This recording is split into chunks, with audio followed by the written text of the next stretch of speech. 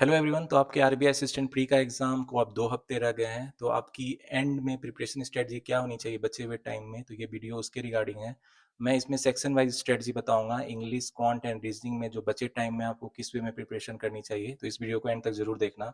तो first of all, अगर English section की बात की जाए तो इंग्लिश में आपकी रीडिंग कंप्रिहेंशन स्किल आप अच्छी कर लो बचे हुए टाइम टाइम में।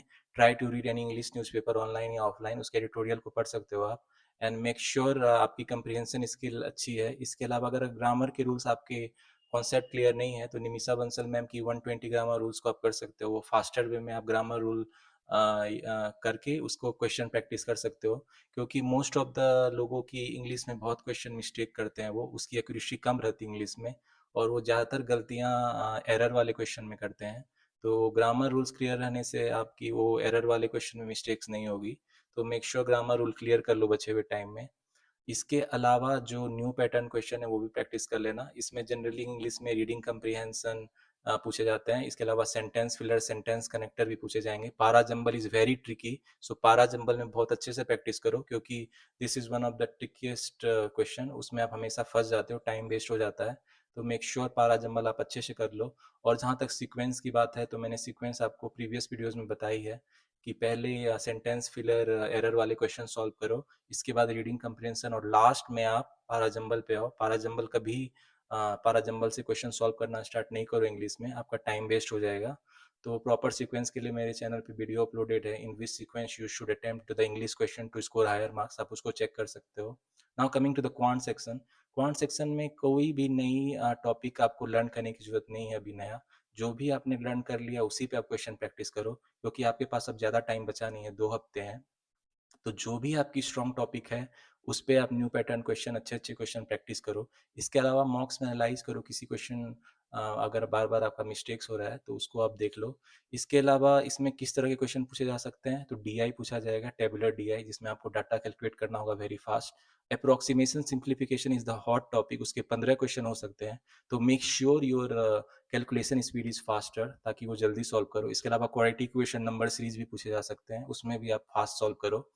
इसके अलावा अरिथमेटिक वर्ड प्रॉब्लम आप अच्छे से कर लेना, क्योंकि उसमें भी रेशियो, प्रोपोर्शन, एवरेज, इसके क्वेश्चन रहेंगे। Profit loss, compound interest, simple interest, time, work, vote and stream. तो जो भी आपके स्ट्रॉन्ग टॉपिक है उससे क्वेश्चन प्रैक्टिस करना। जो भी टॉपिक, एक दो टॉपिक आपके स्ट्रॉन्ग नहीं, उसको आप जाने दे सकते हो, क्योंकि this is not time to learn the concept. जो भी आपके कॉन्सेप्ट क्लियर है उससे बस क्वेश्चन प्रैक्टिस करो। तो प्रॉपर सीक्वेंस क्या होनी चाहिए आपकी अटेम्प्ट की इन क्वांट, तो सबसे पहले आप अप्रोक्सीमेशन सिंप्लीफिकेशन से स्टार्ट करोगे, फिर क्वाड्रेटिक इक्वेशन, नंबर सीरीज के क्वेश्चन सॉल्व करोगे।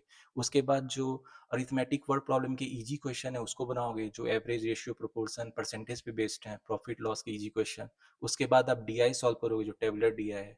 अगर कैसलेट, अगर which is arithmetic word based DI पूछा जाता है, उसको आप एंड में सॉल्व करना, क्योंकि कैसलेट ट्रिकी होता है, उसमें आप फंस सकते हो।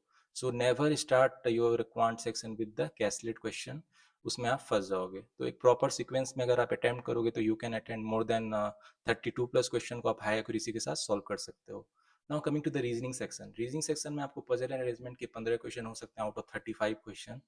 पजल में भी बॉक्स पजल रहेगा, और अरेंजमेंट में सर्कुलर एंड रेक्टेंगुलर अरेंजमेंट रहेगा, तो भी इजी लेवल का पूछा जाता है। तो 3 पजल अरेंजमेंट में 2 तो आपको स्टार्ट में ही बना लेना, क्योंकि वो बहुत इजी लेवल की होगी। एक तीसरा में 2-3 वेरिएबल वो दे देंगे, तो वो भी मॉडरेट लेवल का रहेगा, तो वो भी आपको जल्दी बन जाएगा। लेकिन पजल अरेंजमेंट से कभी मत स्टार्ट करना। इसमें अल्फा न्यूमेरिक सीरीज पूछी जाती है, तो वो इजी लेवल का होता है, उससे आप क्वेश्चन सॉल्व करना स्टार्ट कर सकते हो। उसके बाद आप मिसकलेनियस में कुछ कुछ इजी क्वेश्चन पूछे जाते हैं, उसको सॉल्व करना। फिर कोडिंग डिकोडिंग भी इजी रहती है, वो आप सॉल्व कर सकते हो। फिर ब्लड रिलेशन 3 क्वेश्चन उसके रहते हैं, उसको सॉल्व करना। फिर आप पजल पे आना, और जो 2 इजी पजल है उसको सॉल्व करना, और जो तीसरा पजल होगा उसको लास्ट में सॉल्व करना। You will when you have the enough time. तो अगर आप इस सीक्वेंस में अटेम्प्ट करोगे तो you can even attempt 35 out of 35। तो या this is my strategy for the remaining time for RBI assistant pre exam. 2 हफ्ते का टाइम बचा है।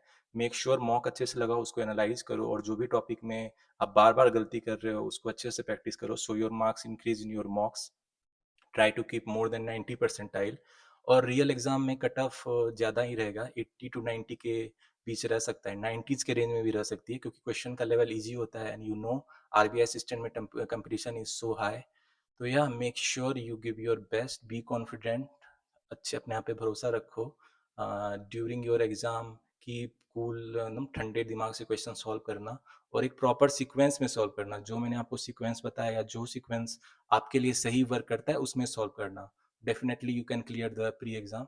और आने वाले टाइम में आरबीआई असिस्टेंट मेंस एग्जाम के लिए भी मैं स्ट्रेटजी बताऊंगा। इसके अलावा अरिथमेटिक टॉपिक रिलेटेड वीडियो आप मेरे चैनल द सक्सेस मंत्रा पे देख सकते हो। इसके अलावा मैं बैंकिंग एग्जाम से रिलेटेड स्ट्रेटजी के वीडियो भी बनाता हूँ, तो मेरे चैनल को सब्सक्राइब कर लो for more such helpful video in the future. So yeah, all the best for RBI Assistant 2026 pre-exam and hope you all clear it. So yeah, all the best.